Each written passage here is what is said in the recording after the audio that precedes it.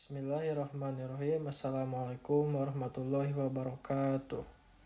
Perkenalkan, nama saya Aditya Muhammad Jamdani, mahasiswa Universitas Garut, Prodi Pendidikan Agama Islam semester 2A. Yang terhormat kepada Ibu Hajah Dr. Neneng Nafisah, MAG MSI, selaku dosen pengampu mata kuliah Ilmu Pendidikan Islam, serta teman-teman satu kelas saya, teman-teman seperjuangan yang saat ini sedang menempuh pendidikan S1. Izinkan saya di sini untuk memaparkan materi tentang hubungan pendidikan Islam dengan pendidikan nasional.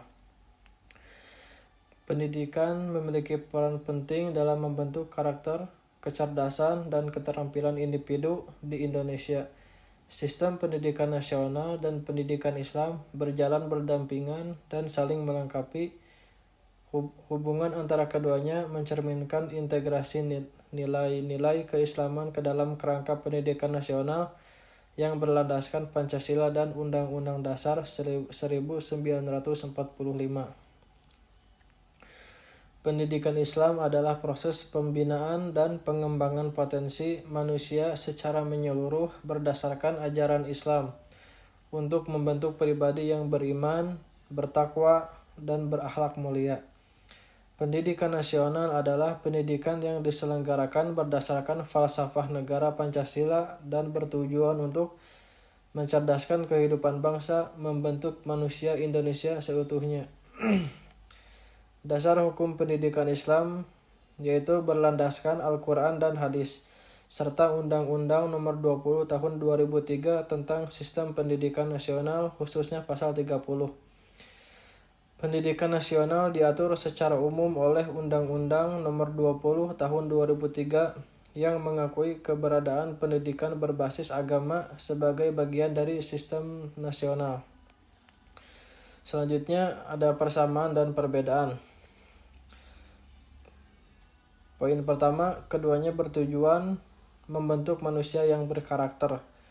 Nomor 2, mengembangkan aspek kognitif, afektif, dan psikomotorik peserta didik. Yang ketiga, sama-sama mengedepankan nilai moral dan etika pembelajaran. Perbedaannya yaitu, poin pertama, pendidikan Islam berlandaskan pada ajaran agama Islam, sementara pendidikan nasional bersifat lebih umum dan inklusif untuk semua agama. Nomor 2, kurikulum pendidikan Islam fokus pada integrasi ilmu duniawi dan ukhrawi, sedangkan pendidikan nasional lebih menekankan pada pendekatan keilmuan umum. Kontribusi pendidikan Islam terhadap pendidikan nasional. Yang pertama, mendorong pembentukan karakter religius pada peserta didik. Nomor 2, memberikan fondasi moral dan spiritual dalam proses belajar mengajar.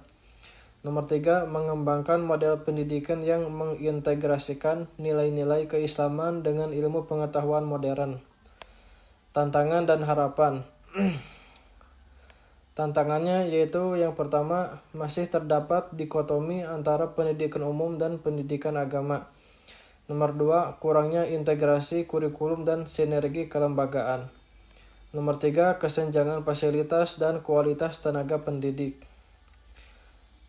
Lalu harapannya yang pertama, terwujudnya sistem pendidikan nasional yang holistik, integratif, dan inklusif terhadap nilai-nilai Islam. Nomor 2, meningkatnya kualitas pendidikan Islam melalui pembaruan kurikulum dan peningkatan sumber daya manusia. Nomor 3, terciptanya generasi muda yang tidak hanya cerdas intelektual, tetapi juga unggul secara spiritual dan sosial. Kesimpulannya yaitu hubungan antara pendidikan Islam dan pendidikan nasional di Indonesia bersifat saling menguatkan.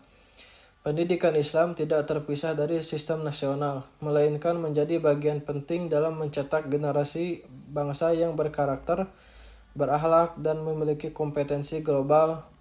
Sinergi antara keduanya perlu terus diperkuat agar sistem pendidikan nasional menjadi lebih bermakna dan berdaya saing. Sekian yang dapat saya sampaikan. Mohon maaf apabila ada kesalahan. Wassalamualaikum warahmatullahi wabarakatuh.